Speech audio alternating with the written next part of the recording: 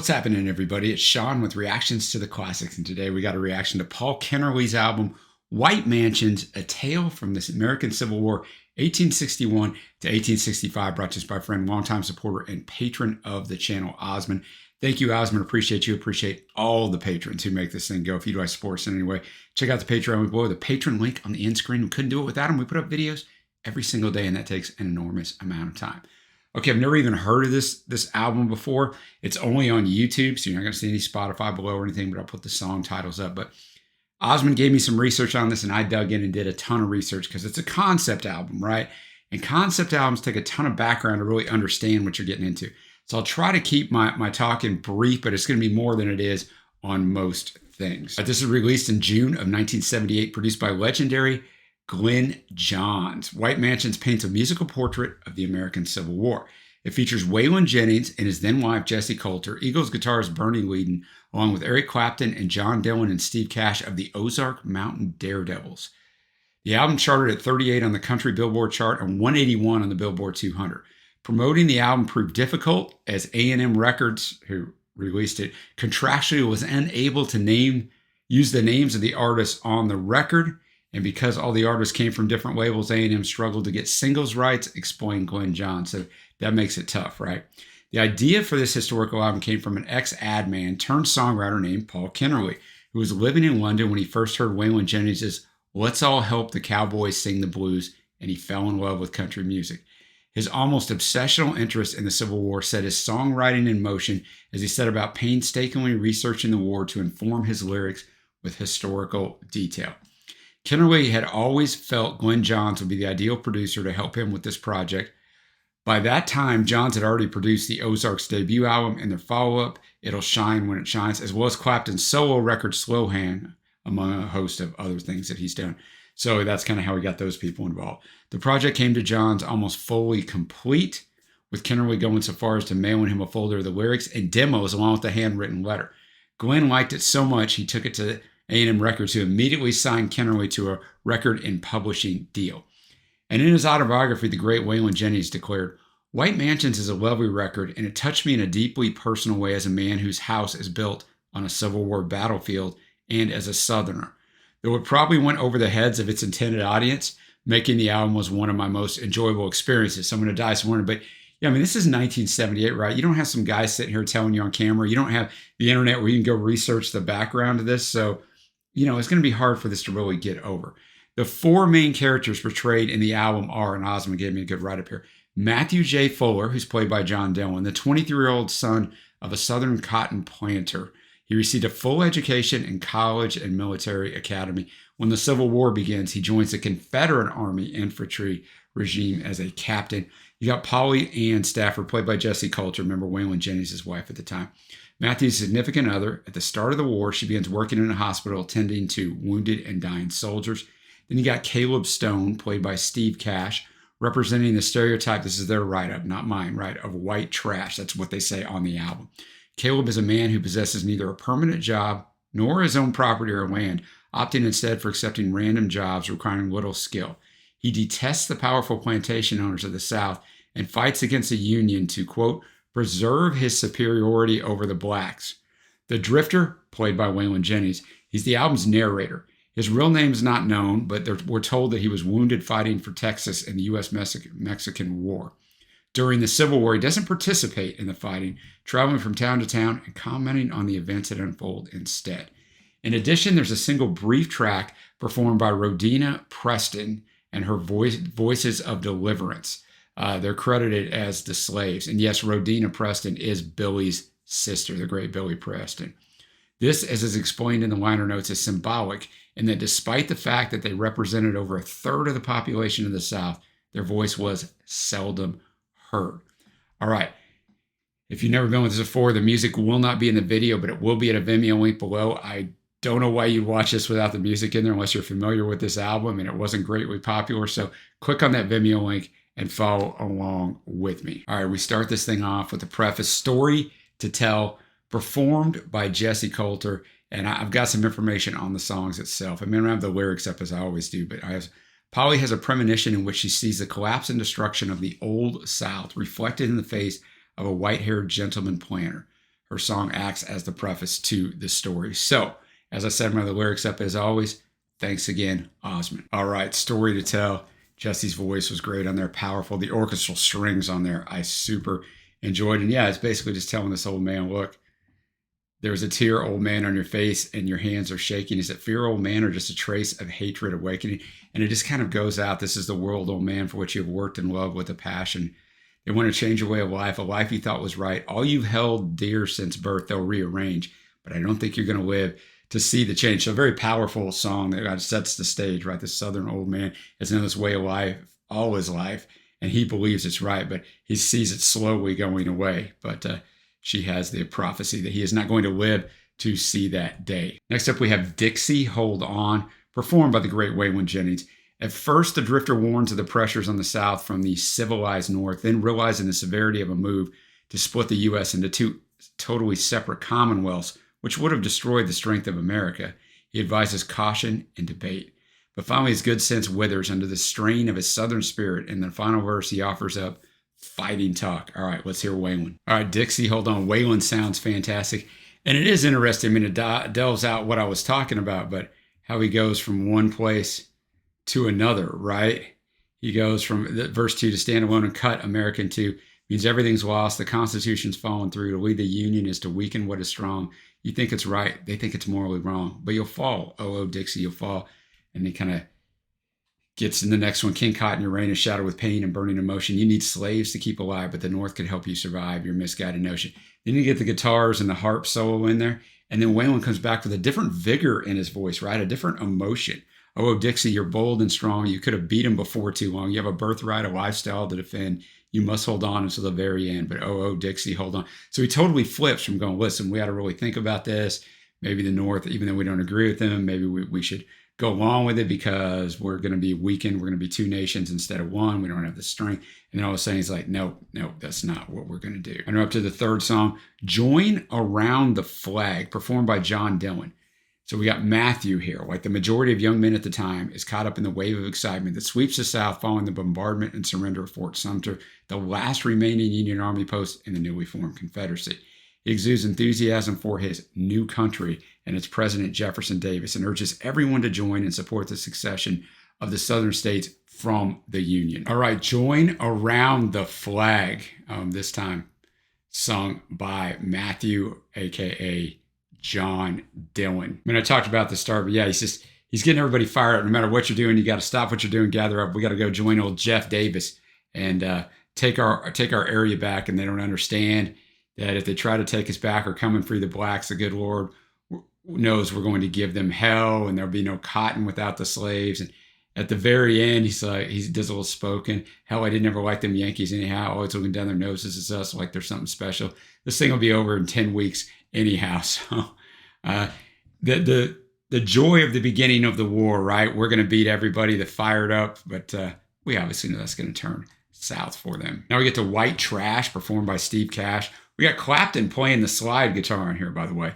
We enter the redneck, their words, Caleb, like the majority of white trash. Caleb was a little better than the slaves and had been tolerated and frowned upon by the middle and upper classes until now, when they need him to fight. Now, I will digress and say nothing's changed, at least in this country, in America, where I live, in the United States, where I live.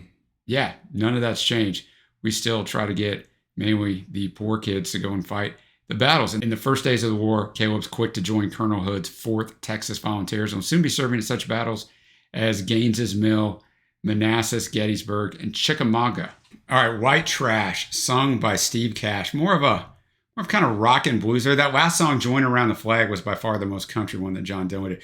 This one, the rule of the day, boys and girls, here is if you get Eric Clapton on there, you're not giving one solo, you give him 2 solos plus the intro. So yeah, it was just basically what I talked about at the beginning. You know, no one paid him any attention, but now it's time to go fight. So come on, let's go. Next up, we have The Last Dance in the Kentucky Racehorse, performed by Jesse Coulter and John Dillon. We also got Clapton on the slide guitar on this one. At a farewell ball in his father's fine home beneath a flow of Parisian chandeliers, Matthew and Polly say goodbye to each other before he rides off to join General Beauregard's army in Virginia. All right, The Last Dance and the Kentucky Racehorse. I did like the mixing of the vocals between Jesse and John. And yeah, just kind of building up the orchestral waltz in there, right? It built the atmosphere at the very start. We're at this dance and we're here and we're at this ball. We're just doing our thing, right? And but knowing that knowing that he's about to leave and I may never see him again, and chances are I probably won't ever see him again. So he's telling her not to forget him. She's saying, think about me while you're away. Give me a thought, and just kind of the things that they're going to do. So well done as the story starts to progress. Next up, we got Southern Boys, this one by Steve Cash. The war is on, and Caleb relays the initial success of the Confederacy in the opening year and reflects the overconfident feeling in the South that victory would soon be theirs. However, this was to last as long as it would take the Union to organize its superior numbers of men, money, and armaments into a proper, trained, and powerful army. Remember earlier, Matthew had said in Song 3 that this thing would be over in 10 weeks. So that arrogance is still going on. All right, Southern Boys, just talking about how they're out-armed, outgunned, out everything, yet they're Southern boys and they're better than the North at everything, right? We're just Southern boys raising some hell. So they're going to win no matter what. Well, that's what they think, at least. But I did like the arrangement. I thought the musicianship was fantastic on it. And also our man, Steve Cash, just getting low down in that register. Now we're going to go to the 7th track, The Union Mare and the Confederate Gray, performed by the great Waylon Jennings. Basically now the amateurs' approach to the war that had prevailed on both sides was now giving way to the bitter, relentless fighting on battlefields such as Gaines' Mill, Fredericksburg, etc. Like the Drifter, many people were beginning to grasp the horror that this really is, the atrocities and everything that goes on here. And we're thinking maybe we shouldn't have fought our political battles out on the battlefield.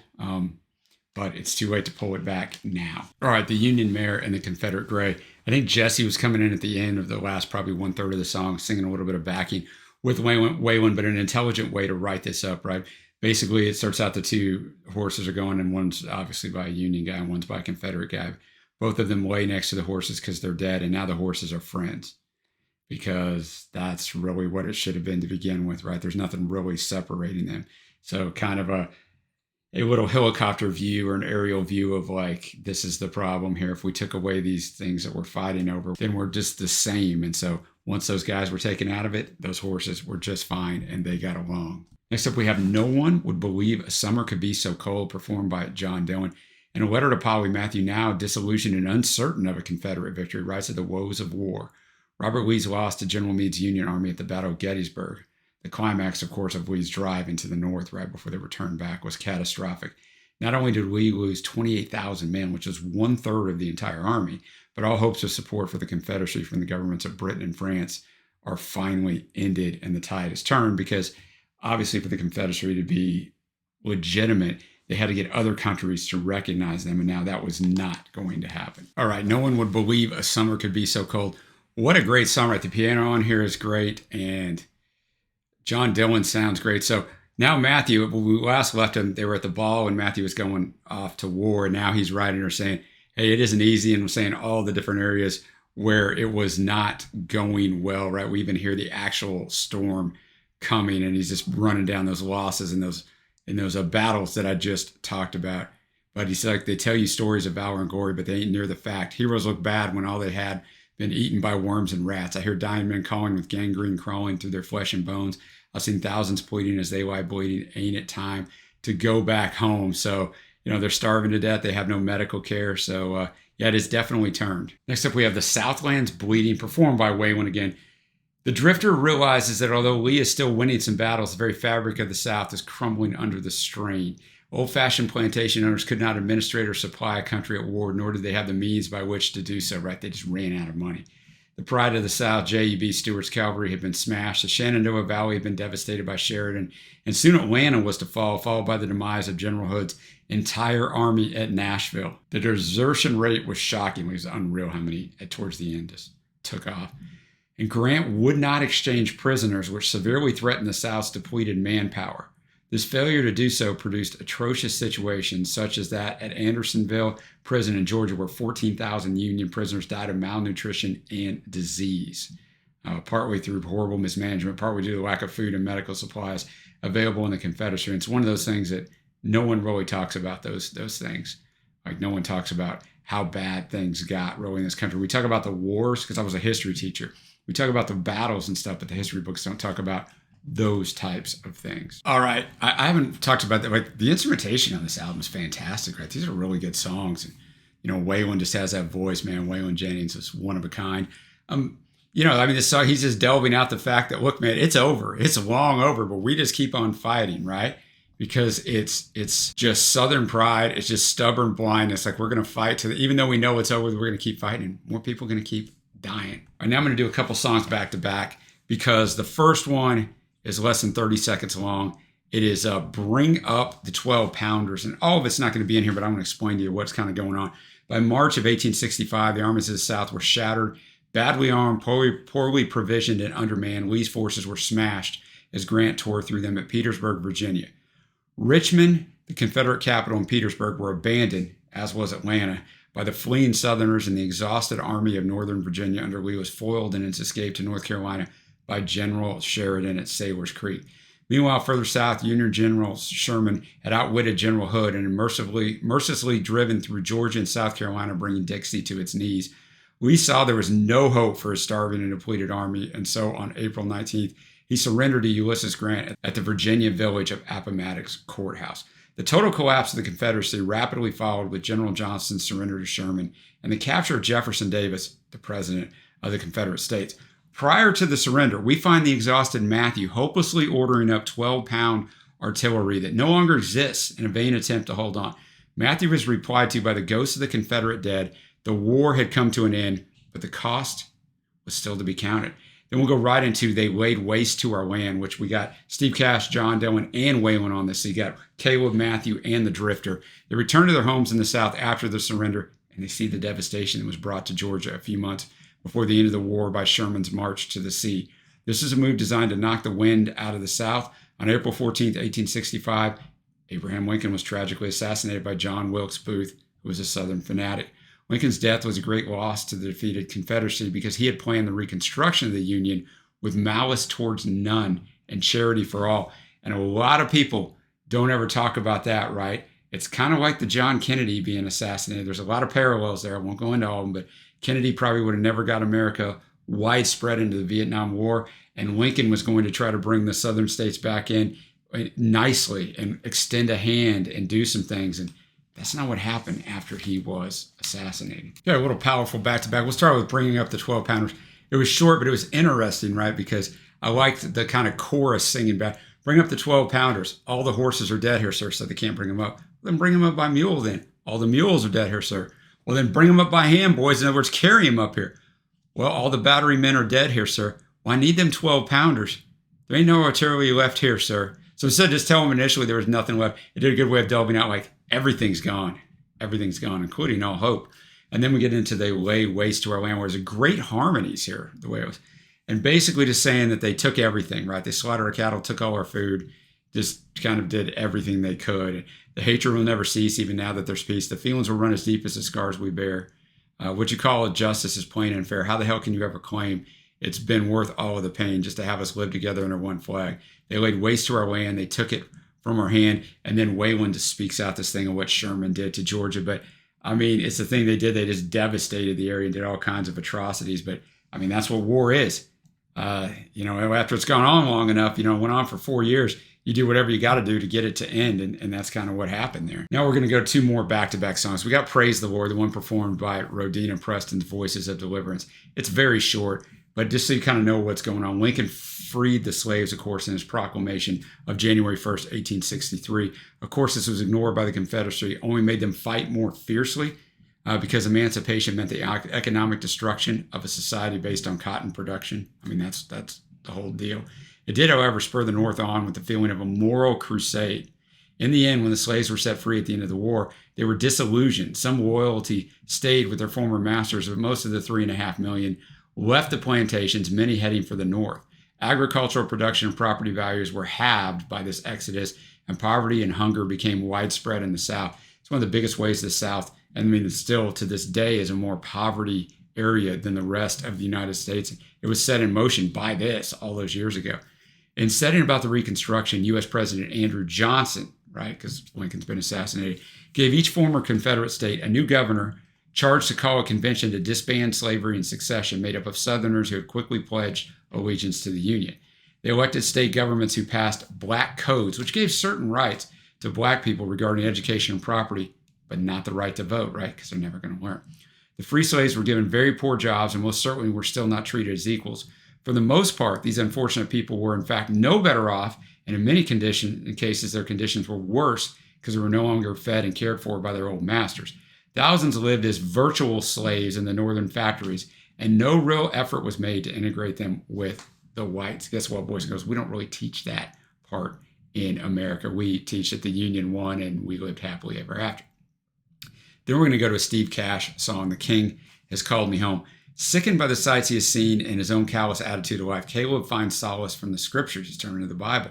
Although he came from the humblest of backgrounds, the Bible was to be found in his home. Indeed, his mother often read it to him as a child, and whatever lessons he had picked up from it would have been the closest he had come to any sort of formal education. Now he finds a new interest in the teachings of the Lord and goes from town to town preaching fire and brimstone sermons. It is possible, however, that his taking up the cloth has not necessarily cured him of his drinking habits. Yeah, it might not do. All right. We'll talk about Praise the Lord first. It's a short song, but just fantastic the way Rodina and her crew there just kind of slowly go through these lyrics to understand the gravity of them, right? Sing praise to the Lord, I'm a free man. Massa Abe done take these chains off of me. I will walk all the way to Ohio because the Lord done set me free. But just the harmonies just sounds fantastic, right? Obviously a gospel feel to it. And then The King Has Called Me Home, Steve Cash singing as Caleb. And Steve definitely has the most countrified voice here, but talking about all the stuff he's been through and seen, like all the atrocities, but I found salvation. The King Has Called Me Home. I know where I'm going. The King Has Called Me Home, and I don't need no one now. The King Has Called Me Home. Even a harp solo in here. So advancing the story quite nicely. So we got 2 tracks left. We got Bad Man up next, performed by John Dillon. When Matthew returns to Georgia after the surrender, he finds that nothing of his former life remains. His fine plantation home has been razed to the ground. Those members of his family that are still alive have fled to avoid persecution. But worst of all, his darling Polly has died, the victim of an epidemic disease which killed thousands. Matthew's shattered. Around him, Dixie is in hopeless turmoil. Poverty and sickness are rife among the Southerners. The state government set up by President Johnson have been disbanded by Congress and replaced by a military government, an army of occupation. This is also not ever taught in the United States in our history books. Greed and corruption are abundant in people with official positions, and Northerners vindictively humble the rebels. Carpetbaggers exploit those who, due to privatization, excessive taxation, and general misfortune, have to sell their property, land, and valuables at a pittance, at a small fraction of what they are worth. It's for men like Matthew, who had lived a, quote, privileged life, to accept, and harder still, since many of them had nothing left to lose. The laws were often unfair. Matthew, driven by a deep hate, chooses to live outside of them. All right. Didn't turn out well for Matthew. I like John Dillon's voice. I really do. It starts out with the wind and a galloping horse that sets the tone, right? He later on, basically, he's a masked man, right? He's a robber, and basically saying the war taught him how to kill, so now he's got to do it to try to kind of take some revenge. And he's a wanted man, $5,000 reward on his head, which back in 1865 would have been an insane amount of money. And, you know, the newspapers talk about him. And at the very end, he's like, Polly, forgive me, but you died at their hands, going to make them pay, take all that I can. Your drying eyes haunt my mind, going to make them bleed. They'll pay in time. They're damned unjust with their twisted laws. They want to take my life, but they could have saved yours. Your drying eyes haunt my mind. You couldn't even hear the last haunt my mind in there because it faded out so quickly. Now to our last song. I don't have anything on it. Dixie, Now You're Done, performed by Waylon. So the narrator's going to finish it up. I mean, it's probably pretty self-explanatory what it's about. All right, Dixie, Now You're Done, and just kind of talks about the shattered land that is left, right? That's how this culminates. So Dixie, hang your head and cry. You've seen so many children die. You had courage and you had pride, but the Union could never see your side at all. Oh, not at all. Now that first verse, Waylon's voice is incredible, right? You don't realize it sometimes when he's saying the outlaw country stuff. Not that there's anything wrong with that music, but it doesn't showcase that voice, man. His voice is fantastic here when everything's kind of stripped out of it. Now the land is scarred. The states are bleeding. They're wounded and marred. Mr. Lincoln isn't here to lend a hand. Now he's gone, and bitter hate rules the land. Now you're done. Oh, Dixie, you're done. And he just keeps going. Oh, Dixie, oh, Dixie, oh, Dixie. Now you're done. So a really good way to finish out this album. This album was a lot of fun to go through. Hopefully you learned something, especially if you grew up in the United States like I did. You learned that the history books are not really, they're not telling the whole story. And this is just a small thing of what they're not telling the whole story on. And, you know, because we have differences, we went to war, and I feel like I live in the United States now in 2023. It's basically doing the same thing through press and through different political figures. And it's like, what are we doing here? But, you know, picking favorite songs, it's hard to do on a concept album. And I mean, I really enjoyed Waylon's songs just because I think Waylon's a great singer. But I mean, the idea here is the music is good, but the idea is to tell the story, right? It's more than that. It's a cinematic piece. So I'm not even going to really pick favorite songs here. Overall for the album, I'm going to give it like an 8.25. I think it's creative. I think it's well done. I think it sounds, you know, nice. I think the arrangement, the instrumentation's fantastic. They had top flight session musicians. Obviously, we had Clapton in here on a couple songs, but I mean, everything was done really well. The production and the storytelling is just great. I would imagine if you bought this album in 1978, you'd be a little confused because you can't go get all this information. So I can see why it wasn't a huge hit, but it's really, really intelligently done by Paul Kennerly and everybody involved in it. And shout out to Waylon for getting involved in it. But thank you to Osmond for bringing this to me, man. If you know this album, and I guess you probably do, or you wouldn't be watching this, or you're a dedicated sub to the channel. Either way, I appreciate it. But let me know what you think of this album down below. And until next time, guys, I will see you